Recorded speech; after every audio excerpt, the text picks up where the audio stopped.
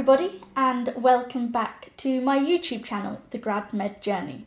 Firstly, as you may be able to tell, I've actually moved out of the house share that I was living in previously, and I'm now living in a flat on my own. I'm absolutely loving it, but it does mean I need to do quite a bit of sort of extra paid work at the weekends and things like that, so it's a big sacrifice, but it is completely and utterly worth it.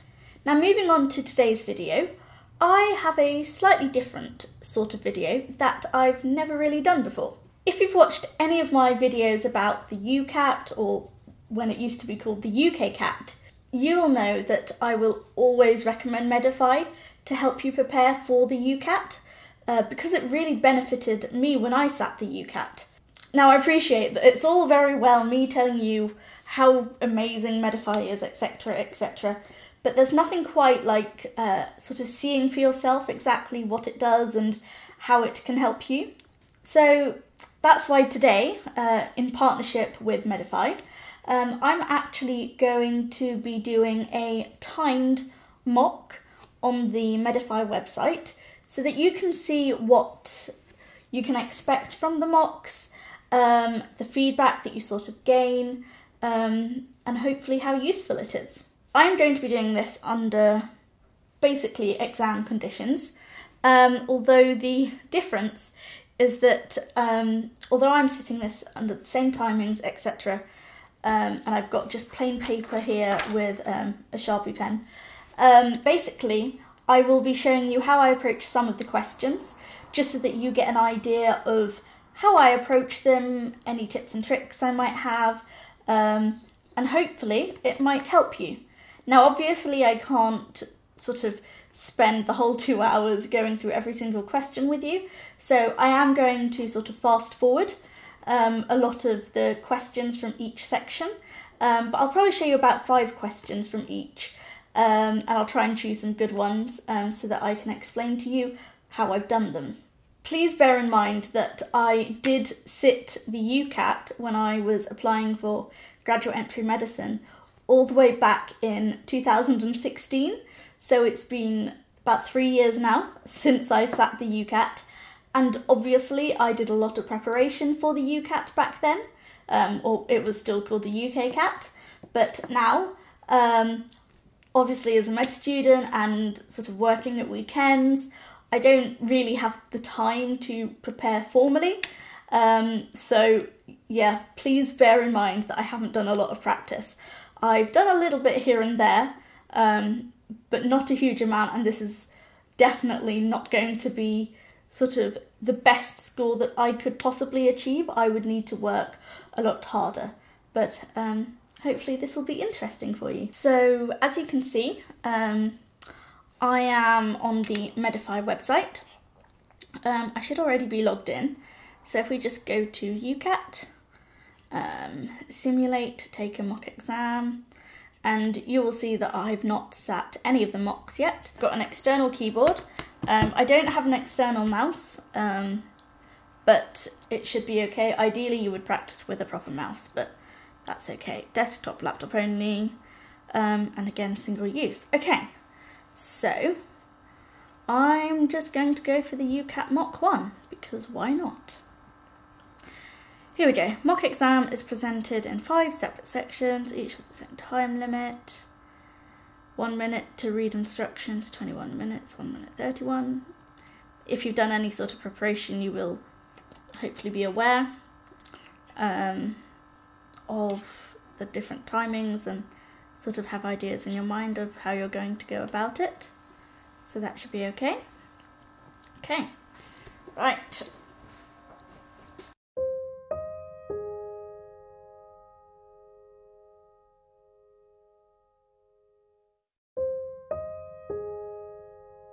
Still got 40 seconds. I know what to expect, so I can just use this to calm myself, breathe, get myself in the zone.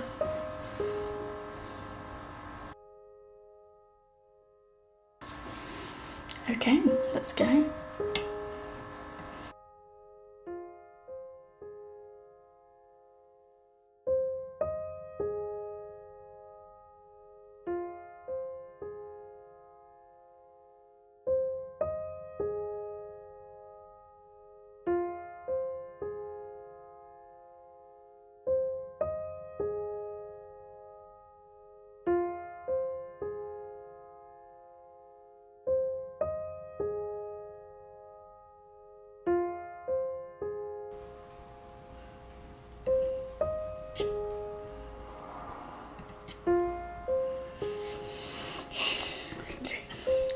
decrease in royalties paid to artists in the music industry is solely due to copyright infringement.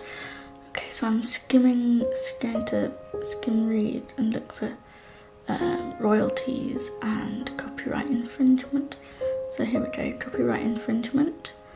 Decrease in royalties. This fall was due to lower sales. Companies reported the total. Yeah, so it's not solely due to it because it's also total royalties that artists earned in 2009. 604.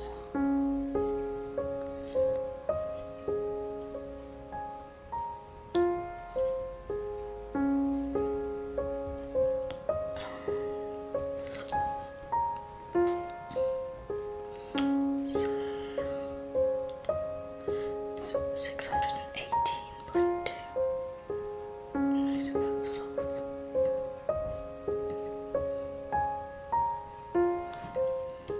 One of the solutions to this financial crisis might be to expand legal download services.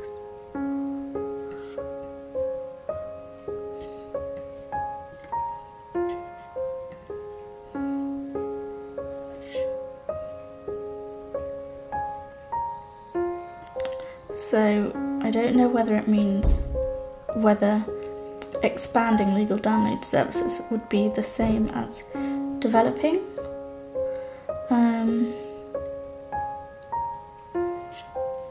I don't know if they're synonymous in this context, so I'm going to flag it and put true. Come back to that later. So HMV has closed 60%. So skim reading. Attempt to save money by closing down 60 of its shops, so we can't tell.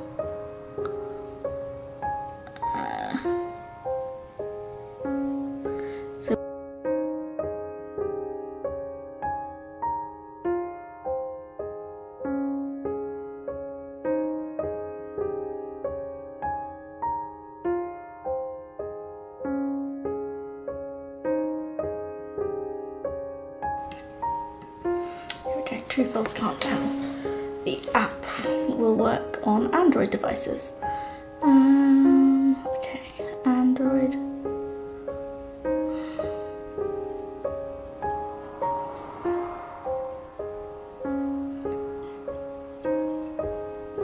I can't tell. I'm just gonna skim read that again.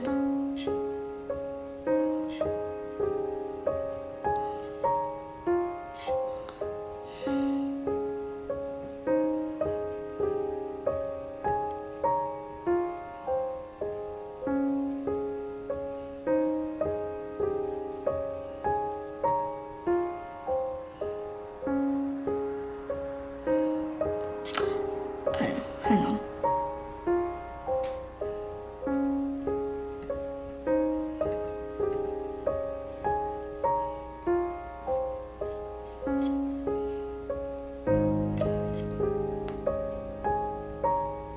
So I want to say false because it says it's for the iPhone and iPad, although I am using pre-existing knowledge that it will not work on Android devices. I'm not sure, but I'm going to go with that.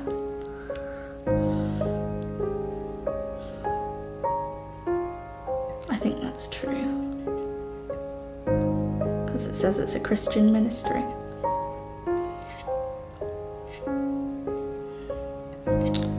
Bushan said the message in the app is equivalent to hate speech. Where's Bushan?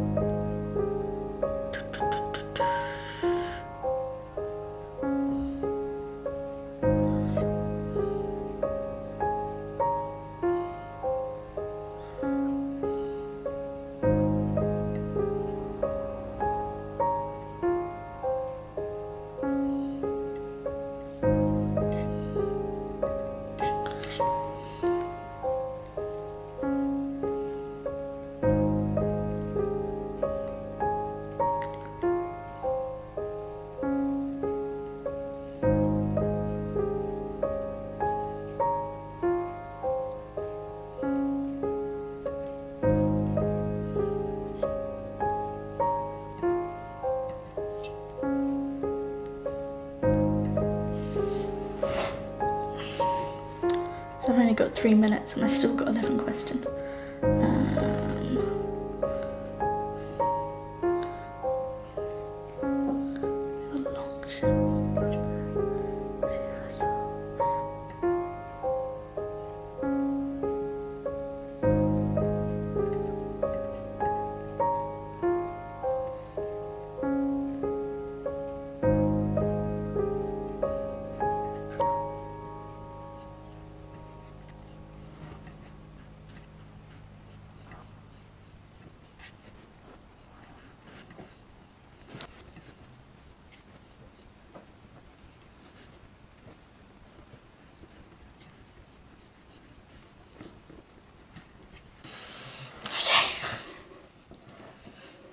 So, I can't remember if I put answers for everything, which is going to really annoy me.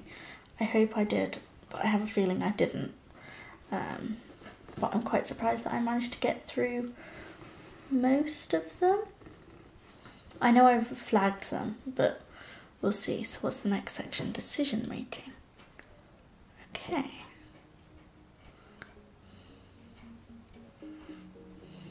This one I often scribble things down.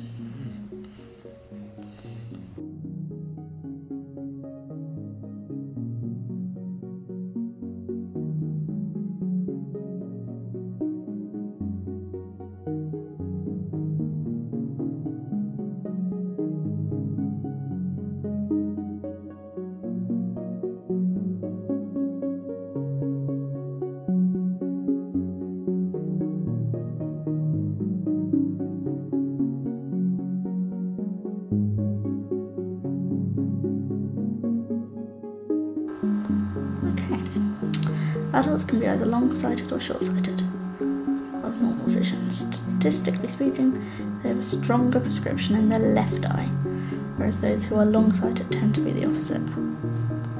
Okay, so wait, let's write this down. So, you can be short-sighted or you can be long-sighted. So this is a stronger prescription, and this will be weaker. Stronger is often worse, and then they're often more expensive. So those who are long-sighted usually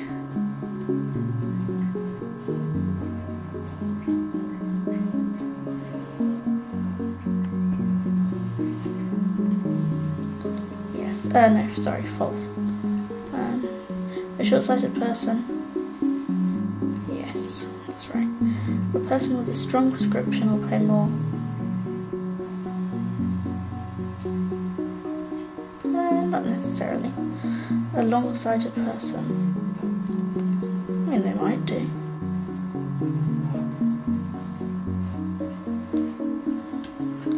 From the statistical group of 2 people,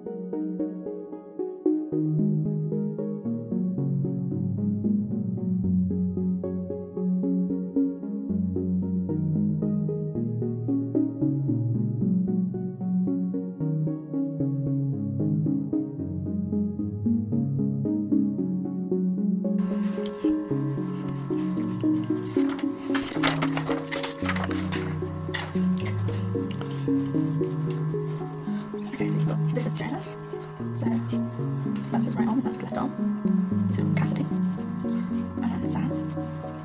And his third, Jessie is directly opposite to Cassidy.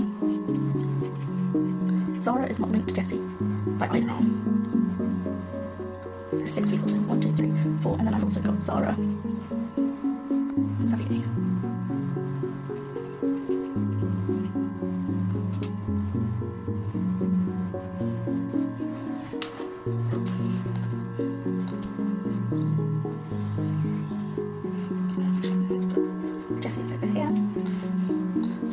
space here, space here, here. So Zara is not linked to Jessie, and so this will be Xavier. Okay, which people are linked to Xavier's left and right. So left is Zara, and right is Jessie.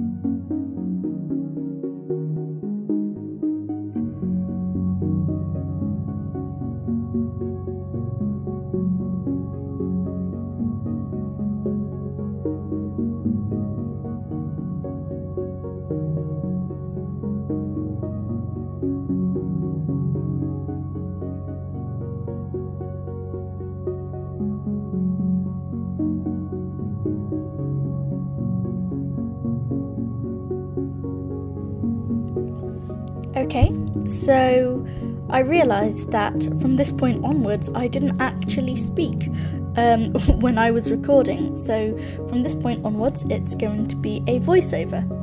So in this section, I think I was starting to fatigue a little bit from the test, which is perfectly normal, and so I spent most of this sort of 1 minute just trying to refresh my brain and focus for the next section.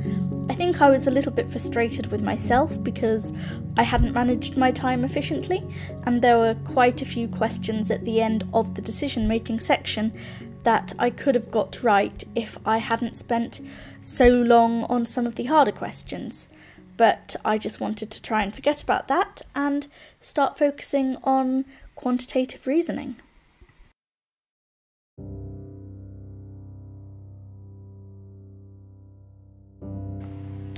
Okay, so this question gives me 4 scores out of 5 and the mean overall, and I need to work out the other score, which gave the mean of 81. So the first thing that I did was I added up the 4 scores that they had given me, which was 317. I made sure to write that down. I then did 81 multiplied by 5, which was 405, because we know that the mean was 81. I then needed to calculate the difference between 405 and 317, which gave me 88, which was the answer.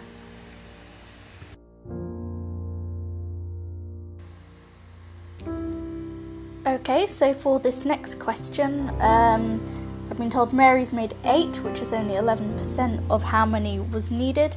So that would be 0.11 of however was many would be equal to 8. So to calculate that, you need to divide 8 by 0.11, which gave you 72.727, which would need to be rounded up to 73.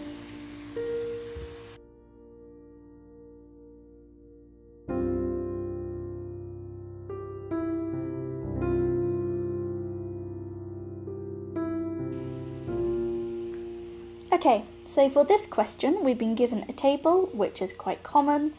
The first thing I notice is that I need to be careful because there are different prices for weekdays and for weekends, as well as the different ages. So for this question I need the total cost for the 15-year-old and the 11-year-old, which would be the £10.25 plus £4.55, which would give you £14.75. You've also got to add on the £15, so that would be £29.80.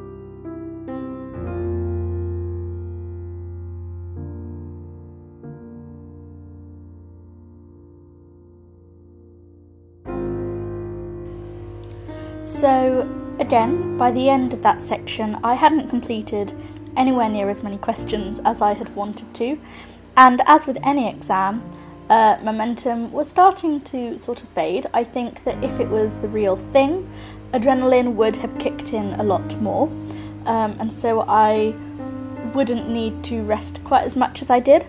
But again, I was probably just clearing my mind, trying to forget about the past section and focus on the sort of things I'm looking for in abstract reasoning. So running through things like shape, size, the number, angles, intersections, symmetry, all of those, and just trying to focus myself, preparing for the next section.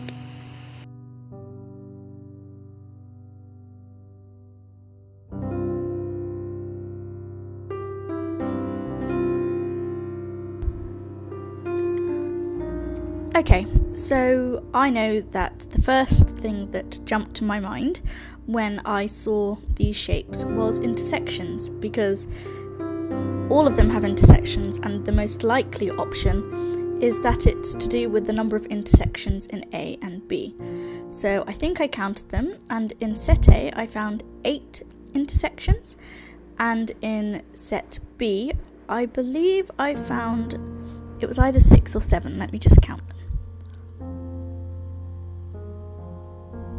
6. So it would be 8 in A and 6 in B. So that has 6, so it would be B. And that was basically how I went along and answered these questions. Okay, so for this question, I remember looking at it again and again and again, and I could not, for the life of me, figure out what the pattern was. Now, as I filmed this voiceover during editing, it's very obvious to me now that on set A you have an even number of dots at the top of each domino and an odd number at the bottom, and then in set B it's reversed, so you've got odd on top and even at the bottom. And so it sort of pains me to watch this over, because I know that I could have gotten like a couple of extra easy marks, and that I probably spent a little bit too long on this question. But that is the sort of really important and good thing about practice, is that you can see what you got wrong before and that you learn from your mistakes, and I know that if I had a similar question I wouldn't make that mistake again.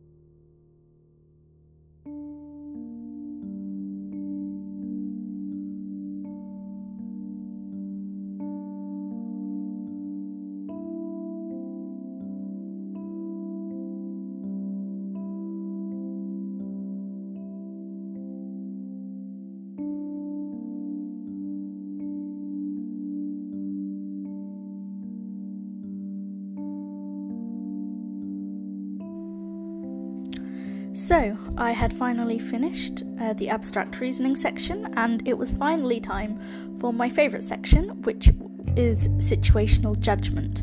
Now, for the purposes of the length of this video, I'm not going to talk through any of my answers, as I think with situational judgment, you usually either know why the answer is or you're very close, and so a lot of it is common sense and preparation, so I'm just going to fast forward through this whole section to the end of the test.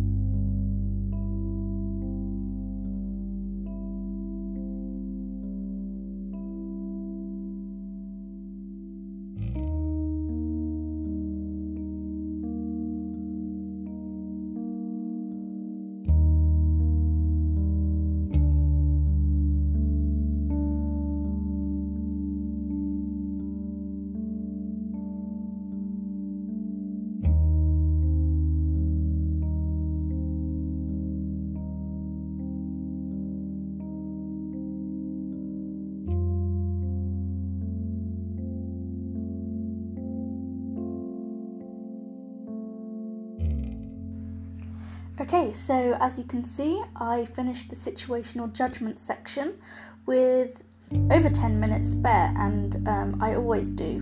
Now, ordinarily I would probably review my answers if I was sitting the real thing, but I decided not to on this and thought that I would end the test and get my results.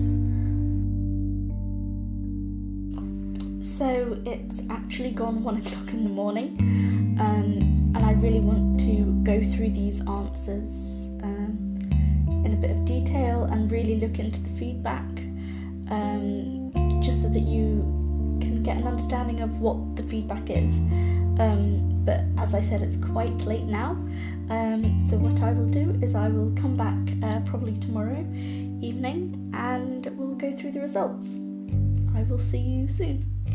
So it's the next day. I did the mock last night, and I thought that I should go through my results in a little bit of detail. Look at the predicted scores they've given me, and just generally show you the sort of feedback that you can get when you do a mock on Medify. You can see that it's split up into the different sections. So you've got verbal reasoning, decision making, quantitative reasoning, abstract reasoning, and situational judgment. I really like how you can really quickly see basically the proportion of green that you've gotten. That is really useful as like a really quick indicator of how well that you've done. The other thing that I find quite interesting are these predicted scores. Now, bear in mind that I have done very little practice, and it has been 3 years since I last sat it. And to be honest, I'm not too disappointed with my scores. I would want to do a lot better if I was actually sitting in an exam or sitting the actual UCAT test, but they're not bad given the limited amount of practice that I did. So verbal reasoning 650, decision making 500 to 600. That's okay. I didn't sit that section, so it's a very new section for me. 500 to 600 without much practice isn't bad. Quantitative reasoning 570. If you watch back on my UCAT and other UCAT videos, I think when I talk about my UCAT score, quantitative reasoning was actually my highest. I can't explain why I did so well, but I have always found it quite hard to get through the questions in time for quantitative reasoning. Abstract reasoning 600. Yeah, I find with abstract reasoning, you either see the pattern or you don't.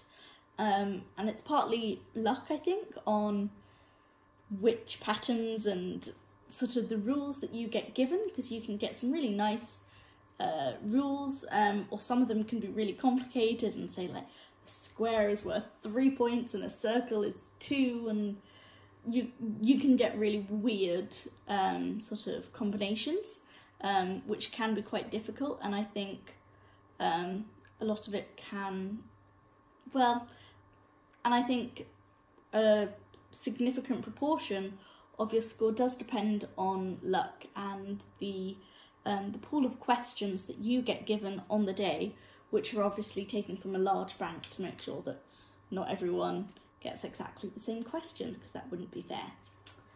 So let's go through each section. So we'll start with verbal reasoning. So I got 650 according to Medify. I got 27 correct and 17 incorrect, which, you know what, that's not bad. As I said at the start, you can instantly see all the questions that you got right and you got wrong. You can also click to go straight to the whole thing, and again you've got all of these down at the bottom.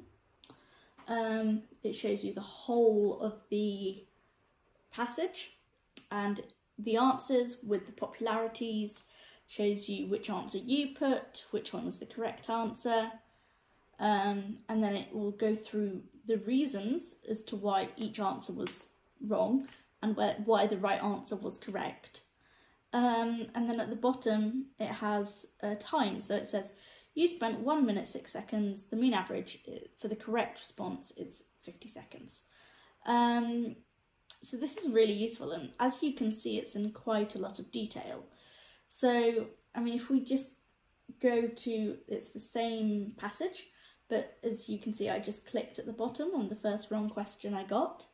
And so you can see that I selected this one, and actually it's the most popular answer.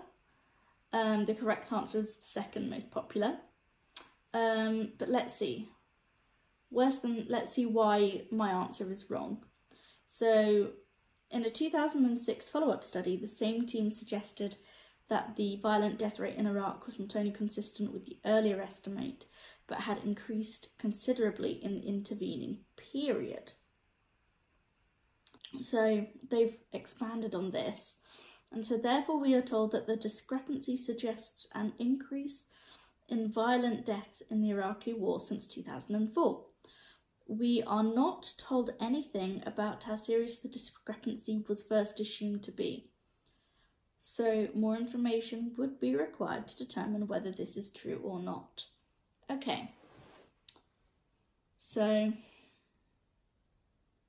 which one was the correct answer? Indicative of more violent deaths. Okay, all right. So they've used the same quote.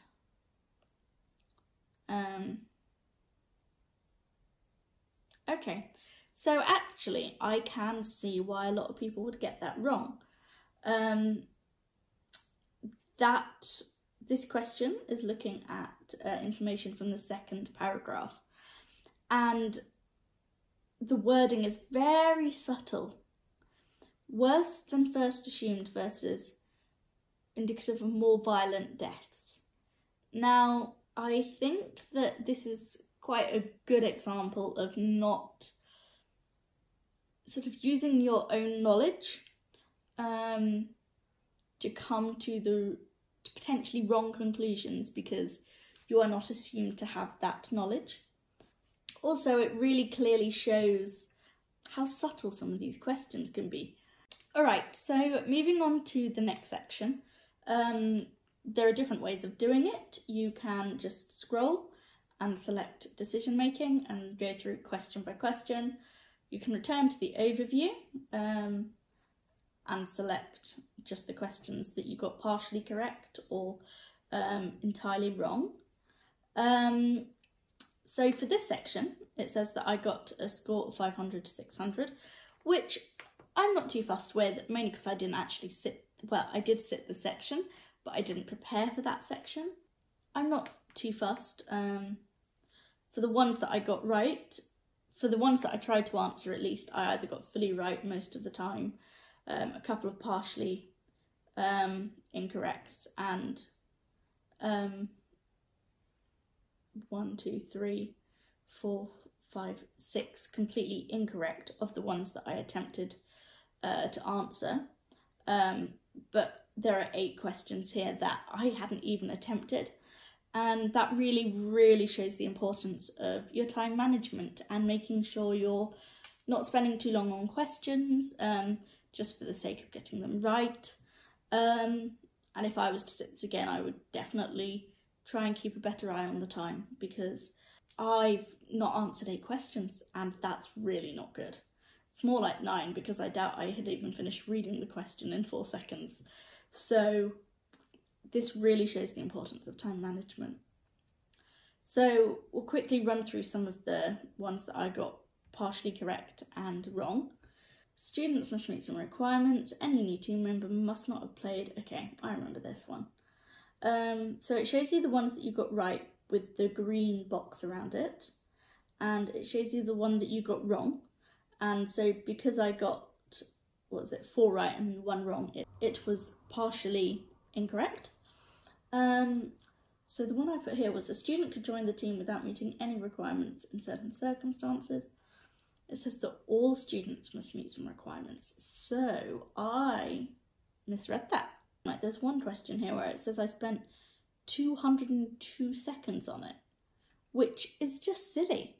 Let's go back to the overview and look at quantitative reasoning. Now for this section I got 570, which I'm not super happy with. And if I was to be sitting the UCAT like formal test, then I would definitely be putting a lot of work into this section. I think a lot of it is technique and time management. I got 17 correct, and of the ones that I answered, I got 5, 6, 7, 8, 9, 10, 11 wrong. So I got more correct than I did wrong.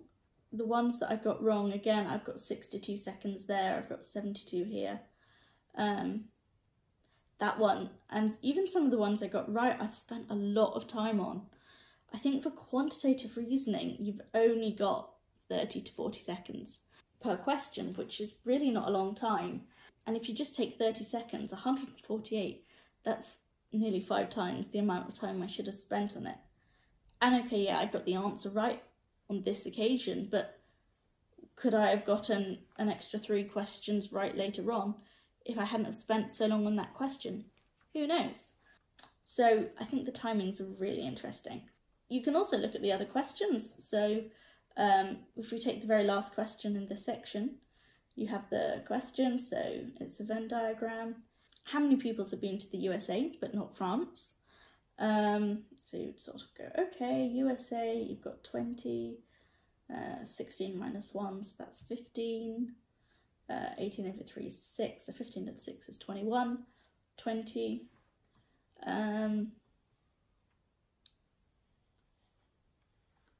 but actually that's also part of France, so you've actually just got 20 and 6, and that's 26. Like, that is a really quick question, and I could have gotten that right if I had used my time better. I like that you can still see the questions that you didn't answer.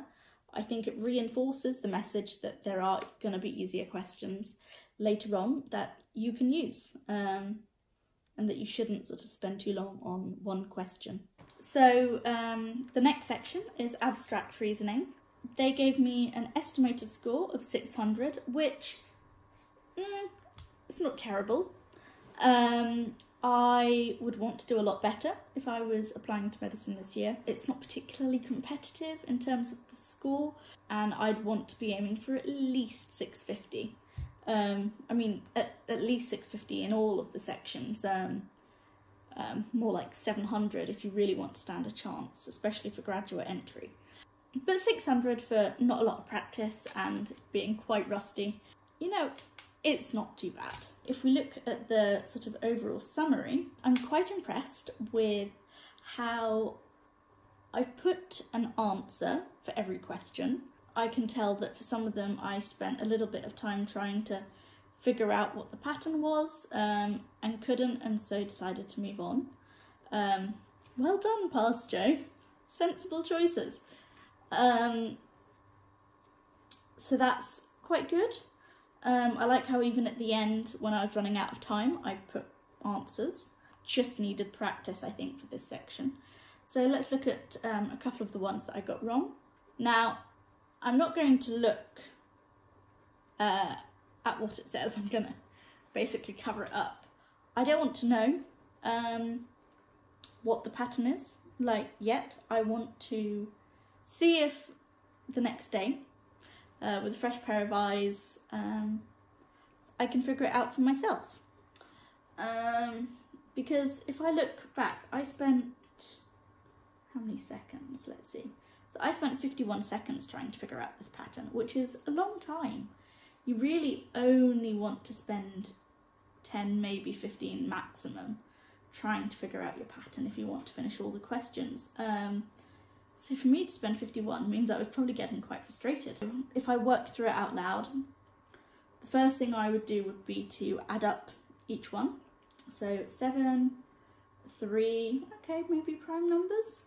7, 7, 9, oh, not a prime number. 5, okay, probably not. All right, let's see if the difference between the numbers was related. So 4 to 3, 1 less, 2 to 1, again 1 less, 6 to 1. One more, you could argue, maybe.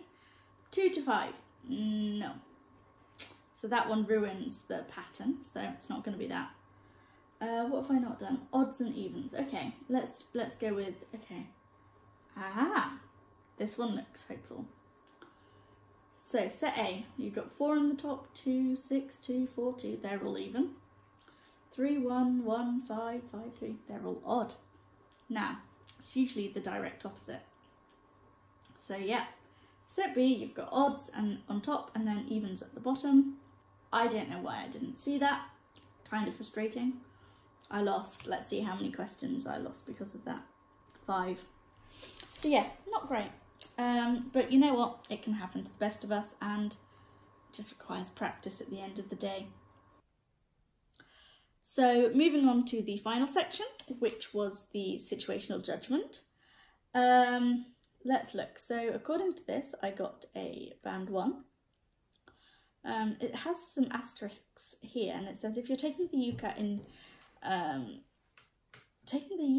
ANZ, so I'm guessing that's Australia and New Zealand, in 2019, your final situational judgment score will, instead of a band, be provided as a numerical decile score similar to the other sections. Okay, makes sense.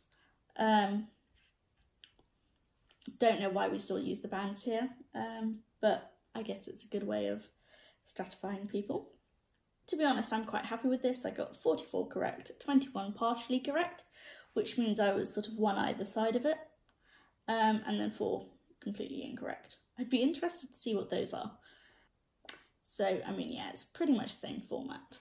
Let's see. There's a junior doctor rest board, 3 med students. Carry out the role of a junior doctor under supervision. One of the students has been there every day this week and refusing to carry out the tasks. How appropriate are each of the following responses? Okay, so let me just scroll down. All right, so they've said, ask the medical school to issue Anna with a formal warning for being late.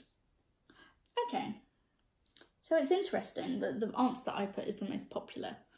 I mean, if you read out the explanation, that it over-escalates the issue and that there might be other reasons, that would definitely be why I would say it's not a very appropriate thing to do, because you do want to find out whether or not there are other issues.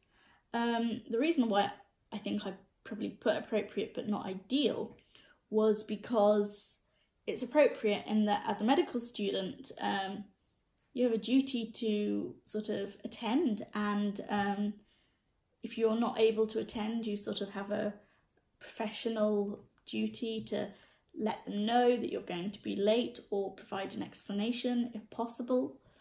And if you're refusing to carry them out, the way the question had been worded made me think that, you know what, it would be appropriate to do it.